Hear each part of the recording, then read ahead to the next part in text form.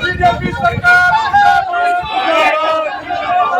BJP के दफ्तर में बीजेपी के दफ्तर में बीजेपी के दफ्तर में बीजेपी के दफ्तर में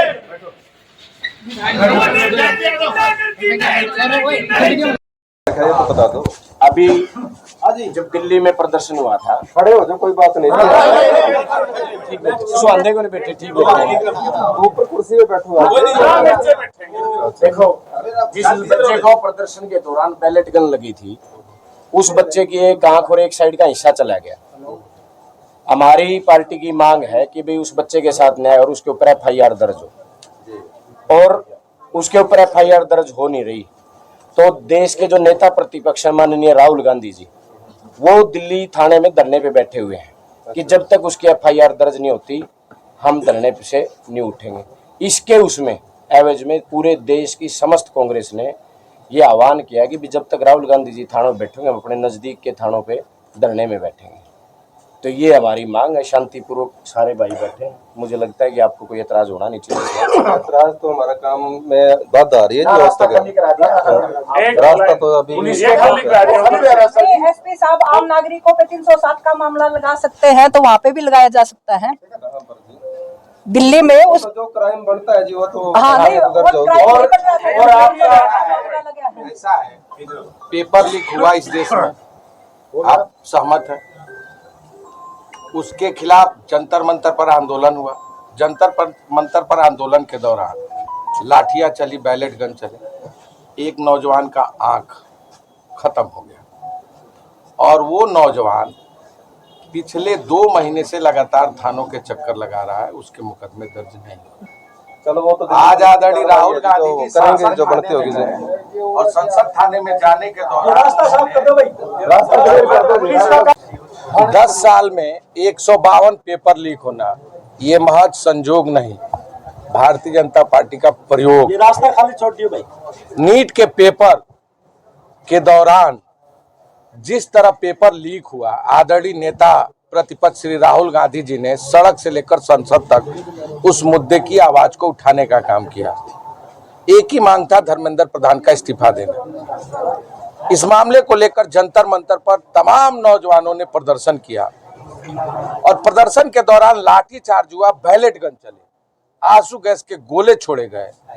उसी दौरान एक युवक का आंख उस बैलेट की गोली से पूरी तरह समाप्त हो गया। वो नौजवान आदरणीय राहुल गांधी जी से मिला और राहुल गांधी जी ने उसके साथ प्रेस कॉन्फ्रेंस भी किया और मांग किया कि इस लड़के को न्याय मिले, इसका मुकदमा दर्ज होना चाहिए। संसद में भी उठाने के बाद उसके मामले पर सरकार ने कोई ध्यान नहीं दिया।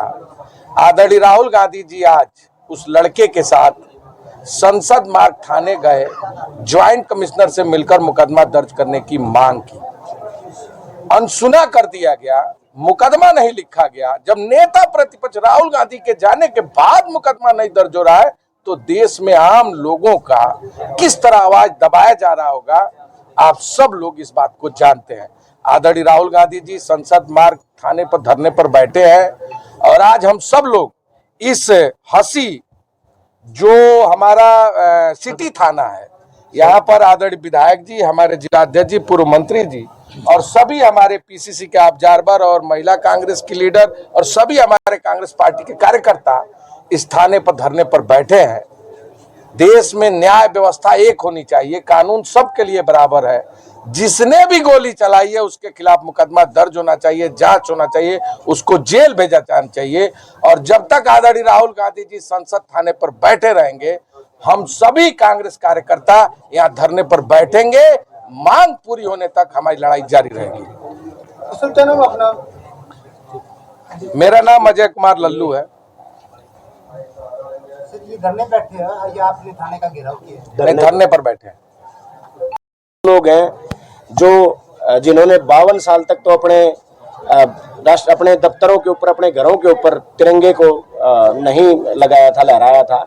और कांग्रेस उस समय से तिरंगा लहराती आ रही है जब तिरंगा लहराने पर भी जेल में डाल दिया जाता था, अत्याचार किए जाते थे। ये तो वो लोग हैं जिन्होंने ना कभी तिरंगे को अपना माना, ना इस देश के संविधान को अपना माना।